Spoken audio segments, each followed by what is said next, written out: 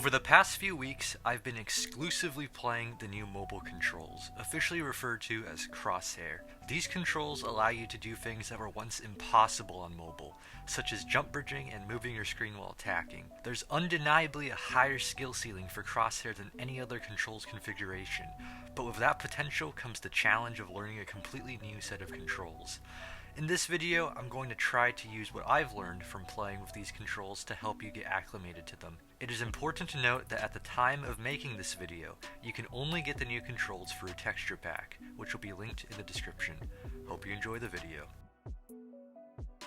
The first step to getting used to these controls is to set up your settings for them. Most of the settings specifically for the new controls can be found in the Touch tab.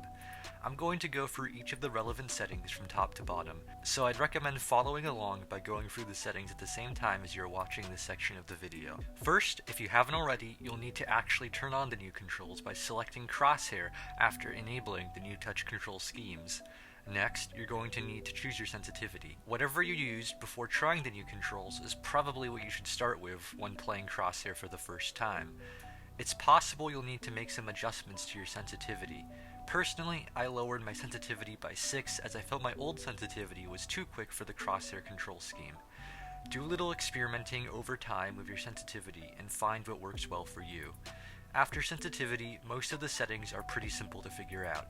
Invert Y-axis should be off, auto jump should be on if you plan to use less than 4 fingers to play, toggle crouch is just a preference thing, sprint on movement should be on unless you need to go at walking speed for some reason, highlight always on is a personal preference, static joystick should definitely be on, these 4 settings are completely visual and personal preference, lefty should be on if you want your buttons to be on the left side of the screen, touch only effects hotbar should be off, and button size really depends on your device and your personal preference. It is worth noting that on some button sizes on some devices, the potion effects button will cover part of the jump button, which believe me, can be very annoying. That's pretty much it for settings, although I'll talk about some more specifics in the next section. Now that you've got your settings all done and ready to go, you've got to figure out what fingers you're going to dedicate to what actions. You'll need to use at least 3 fingers to be able to do basic actions, and at least 4 to do more advanced ones. I'm going to list pretty much every type of grip you can practically use for these controls. Try the ones you think may work for you. Also, if you play with lefty on, everything still applies to you, just in reverse. In this grip, you use 3 fingers and your right pointer to aim. If you're on a phone, I'd highly recommend this. This is basically the same as the last one, but the roles of your thumb and pointer are mostly reversed. This grip is also good for phones.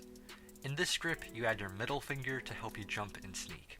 This is what I use, and I'd recommend this for tablet players who like using their pointer to aim. This grip is the same as the last one, but you use your thumb to aim instead of your pointer. Again, I'd recommend this mostly for tablet players. I've covered most of the viable grips, but for those of you who are left-handed or play with 17 different fingers at once, mess around with using different fingers to aim and with lefty controls to find what's optimal for you.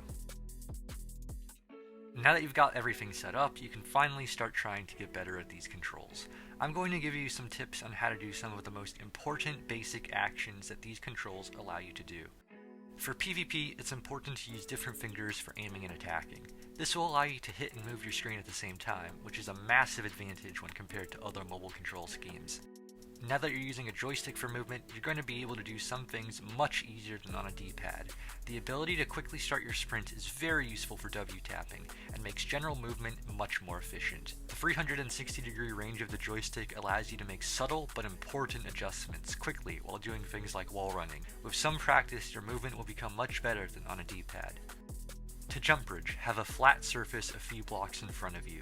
Tap and hold your place button, then move forwards while jumping and tracing where you want your bridge to be. You can also jump bridge without a run-up by aiming almost completely straight down, but this takes a bit of practice and is generally less consistent. Thanks for watching. This guide is mostly for people who are just switching to the new controls and want to learn the basics. If you've already got the basics down, consider checking out my MCPE PvP guide. That video is more focused on helping mobile players improve their abilities. Again, thanks for watching, see you next time, and bye-bye.